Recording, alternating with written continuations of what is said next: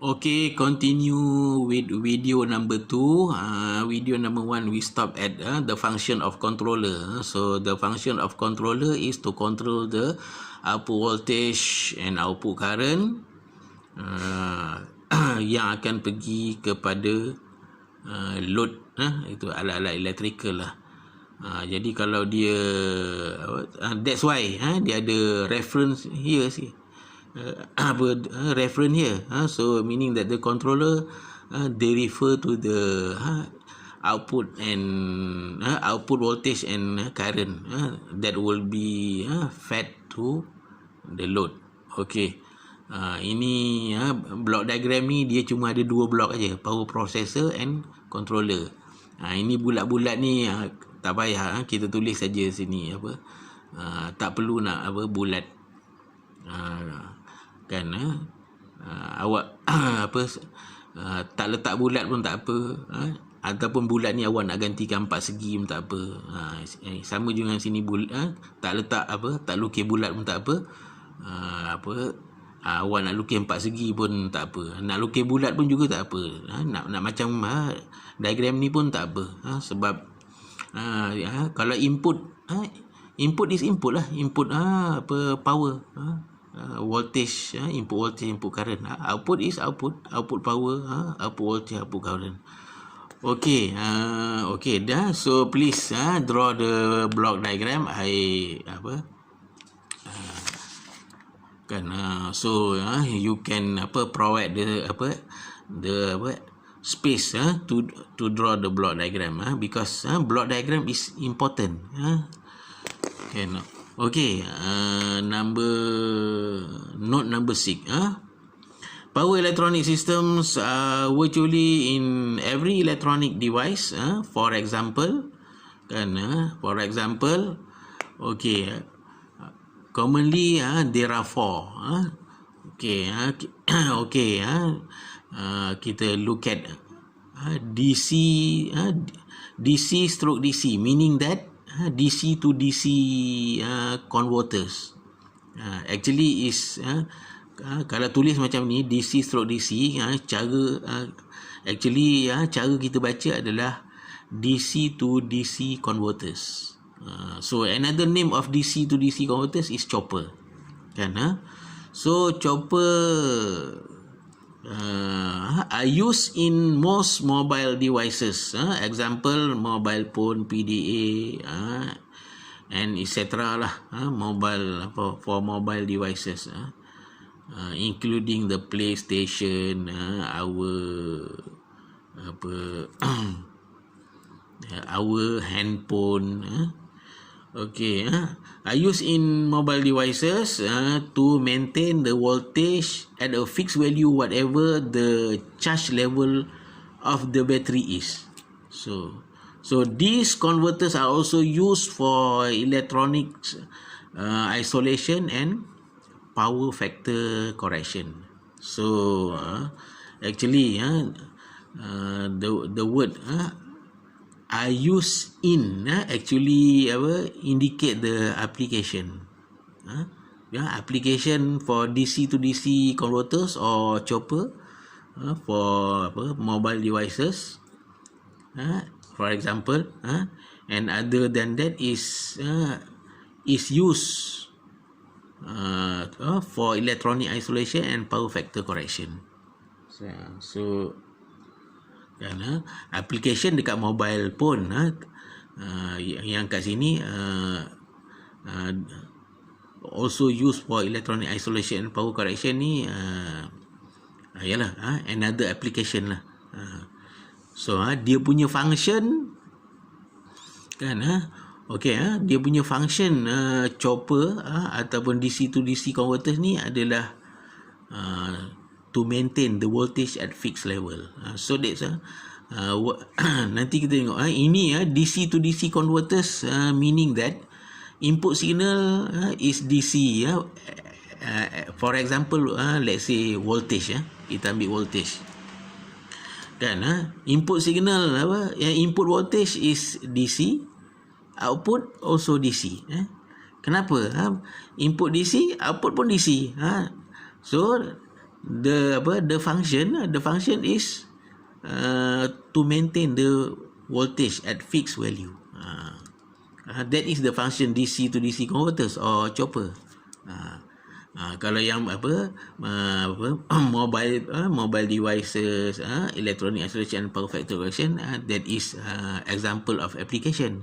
So please don't confuse dia punya function and the application. Function dia to maintain the voltage at a fixed value. If voltage lah, kalau current lah, maknanya kan input dia DC, input dia mungkin tak stabil. Let's say 5 volt, kadang-kadang 4 volt, kadang-kadang 6 volt, dia melompat-lompat. Tapi output dia DC, output dia akan maintain. Kalau kita punya output dia nak hantar pergi kepada load, alat-alat electrical. Kalau alat electrical tu perlukan 5 volt, okey. Output dia steady aja, konsisten aja 5 volt. Itu function DC to DC converters, to maintain the voltage at a fixed value. Okey, number 2 AC to DC converters, or another name is rectifier. Ini you dah biasa. Dekat sekolah dah study. AC to DC converters atau rectifier. Bila kita sebut rectifier ni, so dia punya main component dia adalah diode. So I use every time an electronic device is connected to the mains. Example, computer, TV, radio, CD player and etc. lah.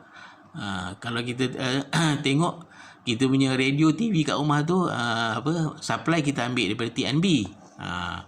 TNB signal adalah AC signal. Dia punya input supply AC signal.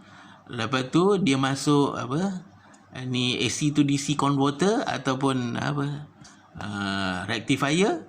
Keluar AC DC converter ataupun rectifier, dia akan dapat DC signal. Yang DC signal tu yang akan disambung kepada load, kita punya radio, TV, CD player and etc. lah. Okey, number 3, AC to AC converters. Maknanya input supply adalah AC signal, lepas tu keluar daripada converter still AC.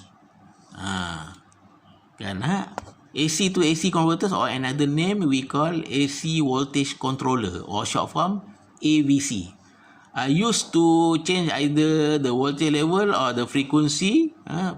Ini frequency ni refer to international power adapters, light dimmer. Ini example of application for AC voltage controller, or AVC, pada international power adapters dan juga pada light dimmer. In power distribution networks, AC to AC converters may be used to exchange power between utility frequency 50 Hz and 60 Hz power grids. Ini dah banyak kali saya bagi tahu, 50 Hz untuk country like Malaysia, England, 60 Hz kan. Ini supply frequency ni, ataupun another name utility frequency. Kalau Amerika, China, dia guna 60 Hz. Ini application for AVC. Dia punya function pun sama juga, untuk dapatkan sebab input signal AC, output signal AC, sama juga. Maknanya input AC tapi output pun AC juga, untuk maintain voltage lah pada certain level. Kita nak voltage yang tetap masuk ke load, setengah load dia nak voltage yang tetap. Okey, number 4, DC to AC converters, or another name is inverters. Ini pelik sikit kan. Input dia bagi DC signal, tapi output kita boleh dapat AC. Ini yang paling penting ni. Sebab apa? Input DC, lepas tu kita boleh dapat output AC. Contohnya alat-alat elektrik yang guna kita punya load guna AC, tapi kita punya source ataupun bekalan yang awal DC, tapi kita boleh convert dia kepada AC. Kita tengok apa dia punya function and application. Used primarily in uninterruptible power supply, atau short form dia UPS, or emergency light. Ini application dia banyak pada UPS. UPS ni backup power supply lah. Kalau contoh bekalan TNB terputus, kita ada backup supply untuk bagi emergency supply. During normal electricity condition, the electricity will charge the DC battery. During blackout time, the DC battery will be used to produce AC electricity at its output to power up the appliances. Appliances ni adalah perkakas elektrik yang menggunakan bekalan AC lah. Okey, ni awak tengok ni. Maknanya bila putus saja bekalan elektrik, contoh TNB so maknanya inverter. Inverter ni banyak diguna pada UPS ni lah, uninterruptible power supply. Untuk bagi bekalan kecemasan, bekalan elektrik maknanya kalau ada bekalan, ini dia cakap during normal electricity condition, the electricity will charge the DC battery. Maknanya kalau apabila keadaan normal, bekalan TNB ada, so tenaga elektrik yang dibekalkan oleh TNB tu akan charge bateri. Sebab dalam inverter ni dia ada bateri. Bateri tu sentiasa nak di-charge supaya bila berlaku blackout, automatik dia akan bagi bekalan elektrik untuk sementara waktu. Okey, kita stop kat sini. Nanti kita continue klip video yang ketiga.